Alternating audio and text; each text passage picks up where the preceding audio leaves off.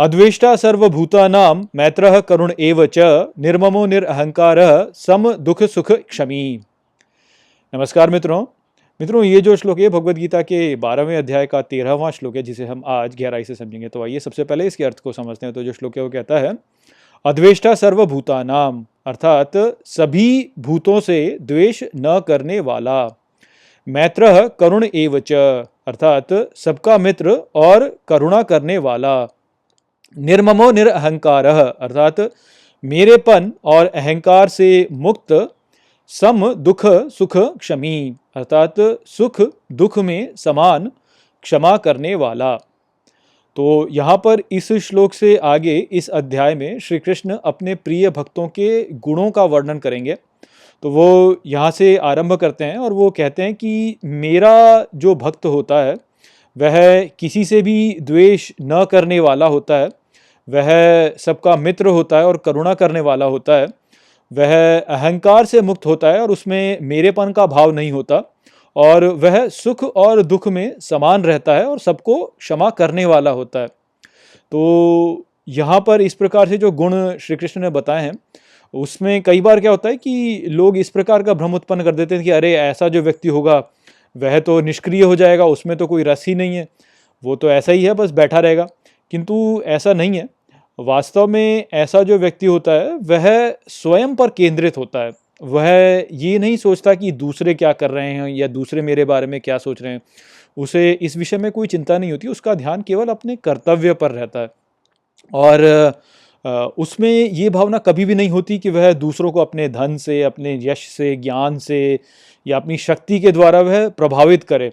उसे इस बात की कोई चिंता ही नहीं होती। तो क्योंकि वह व्यक्ति जो होता है वह दूसरों पर ध्यान केंद्रित नहीं करता, उसका ध्यान जो होता है वह स्वयं पर ही केंद्रित रहता है। इस कारण से क्या होता है कि लोगों को ऐसा लगने लगता है कि ये व्यक्ति तो निष्क्रिय हो गया, ये तो ऐसा ही है, बस कुछ ध्यान नहीं देता, किसी बात पे ध्यान नहीं देता।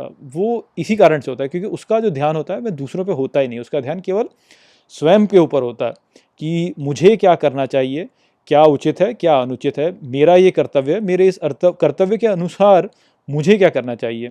होता क्या है कि लोग जो है इस संसार में इतने फंसे हुए हैं, इतने भ्रमित हैं इससे कि वह इस बात को समझ नहीं पाते। लोगों को यही लगता है कि अच्छा समाज में जो मान प्रतिष्ठा है वो केवल दूसरों को प्रभावित करने से होती है। मैं धन दिखाऊं, मैं अपनी शक्ति दिखाऊं, तो उसको दूसरों को प्रभावित करूंगा इससे, और इससे जो है मेरा जीवन सफल होगा। इस प्रकार से लोग सोचते हैं। तो जब कोई व्यक्ति इस प्रकार का कार्य नहीं करता है तो लोग ये सोचते हैं कि अरे ये तो निष्क्रिय हो गया है। किंतु ऐसा वास्तव में नहीं है। जो व्यक्ति वास्तव में ज्ञानी है और जो वास्तव में ईश्वर का भक्त है, उसका ध्यान जो होता है वो स्वयं पर केंद्रित होता है कि मेरा कर्तव्य क्या है। उसका ध्यान कभी भी इस बात पर केंद्रित नहीं होता कि मैं दूसरों को प्रभावित करूं या दूसरे क्या कर रहे हैं। तो क्योंकि उसका जो ध्यान होता है वह स्वयं पर केंद्रित होता है, दूसरों के प्रति नहीं होता। इस कारण से उसके मन में कभी भी दूसरों के प्रति कोई द्वेष उत्पन्न नहीं होता। वो सबसे मित्रवत ही रहता है और दयालु ही रहता है। जो व्यक्ति ये केंद्रित करता है ना कि अरे मैं दूसरों को प्रभावित करूं, मैं दिखाऊं कि मैं कैसा हूं, वही ऐसा व्यक्ति होता है जिसका कि दूसरों से द्वेष होता है। जिसको ये पता है कि भाई मुझे किसी को प्रभावित करना ही नहीं, वो कैसे दूसरों से द्वेष करेगा, वो तो मित्रवत ही रहेगा। तो ऐसे जो व्यक्ति होते हैं वे अपने केंद्र को बनाए रखते हैं। उनका जो ध्यान होता है वह केवल इस बात पे होता है कि मेरा कर्तव्य क्या है। वो कभी भी अपनी आवश्यकताओं के बारे में नहीं सोचते क्योंकि वो कर्म फल त्याग कर चुके होते हैं।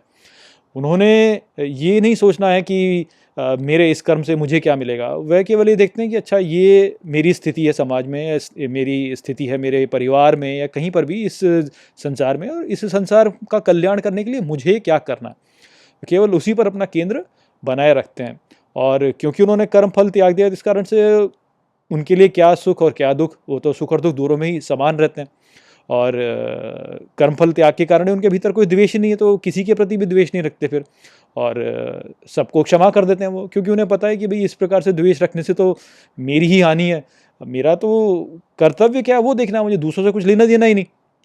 तो यहाँ पर ये बात होती है जो कि लोग समझ नहीं पाते हैं। अभी इस विषय में अगले श्लोक में और भी विवरण दिया जाएगा, तो हम इसको और अच्छे से अगले श्लोक में समझेंगे। किंतु यहाँ पर जो मूल बात है जो हमें समझनी है वो ये है कि व्यक्ति का जो ध्यान होता है, जो भक्त होता है, उसका ध्यान जो होता है वो केवल स्वयं के कर्तव्यों पे केंद्रित होता है। उसका ध्यान आलतू फालतू की चीज़ों पे नहीं होता कि दूसरे लोग क्या कर रहे हैं, दूसरे लोग क्या सोचेंगे, या मैं दूसरों को कैसे प्रभावित करूं, इस प्रकार से नहीं होता उसका ध्यान। तो इस कारण से जो है वह व्यक्ति ऐसा हो जाता है।